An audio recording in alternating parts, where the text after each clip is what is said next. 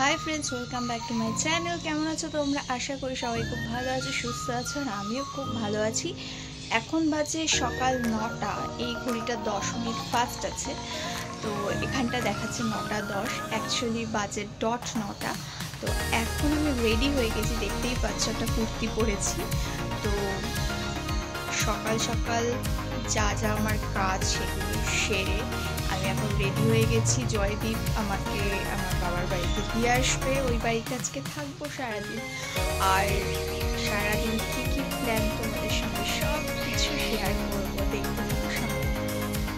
তো সকাল সকাল এই রোদের মধ্যে বেরিয়ে পড়লাম। রোদটা সকাল থেকেই বেরিয়ে যায় আর এত গরম পড়েছে, সত্যি এই গরমটা সহ্য করা খুবই মুশকিল হয়ে যাচ্ছে। আর যারা ফিল্ড ওয়ার্ক করে তাদের তো খুবই কষ্ট। যাই হোক, তো চলে আসলাম বাবার বাড়িতে আর এসে দেখছি যে মা পুজো দিয়ে ফেলেছে, মানে পুজো দেওয়া হয়ে গেছে। আর ইনি এখনও ঘুমাচ্ছেন, লাট সাহেব। হ্যাঁ, এর ঘুম ভাঙে মানে অনেক পরে। তা ওকে এসে না খোঁচাচ্ছি, তারপরেও কিন্তু ও উঠছে না। ও যখন ঘুমায় মানে কে কি করলো না করলো, খোঁচালেও উঠবে না, ওকে ডিস্টার্ব করলেও উঠবে না, এরকম একদিকে ফিরে শোবে ওইদিকে ফিরে শোবে, এই করবে।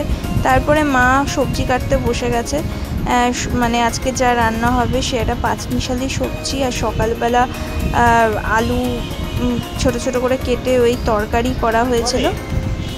তো আলুর তরকারি আর রুটি সকালের টিফিনে দিয়ে দিয়েছে আমাকে। সেটা খাওয়ার পর বাবা আমার জন্য জামরুল রেখেছিল।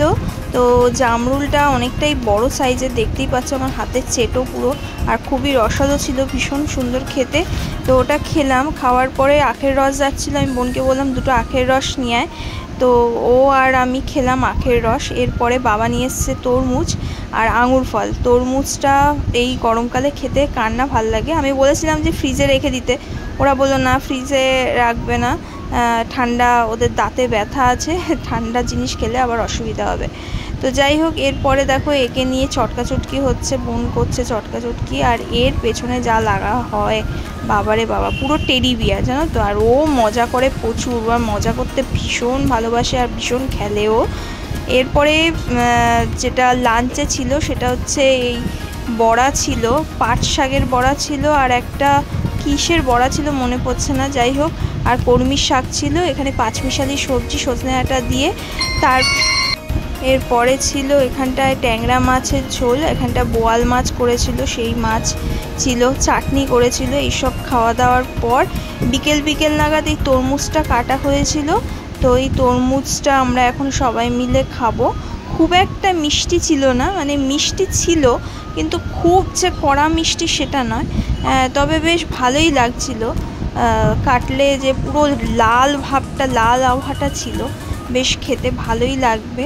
তো কখন খাবো সেই অপেক্ষাতেই বসেছিলাম। আবার মানে আমার এই ঠান্ডা তরমুজ, ঠান্ডা আম, মানে ফ্রিজ থেকে বের করে এইসব ফল খেতে বেশ আমার খুব ভালো লাগে।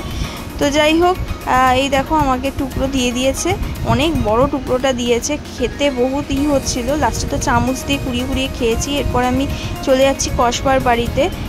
কসবার বাড়িতে এসে একটু ঘুমিয়ে নিয়েছিলাম দুপুরবেলা। ঘুম থেকে উঠে এই ভিডিওটা ক্যাপচার করেছি, দেখে বুঝতেই পারছো মুখ চোখের কী অবস্থা। এরপরে বিকেলবেলা খুব খিদে পেয়েছিল, দুটো মিষ্টি খেয়েছিলাম। আর রাত্রিবেলার ডিনারে ছিল ডাল ভাত, আলু সিদ্ধ আর ঢেঁড়স ভাজা। এই ছিল পুরো দিনের কাহিনী। কেমন লাগলো জানাতে ভুলো না। দেখা হচ্ছে নেক্সট ব্লগে। বাই।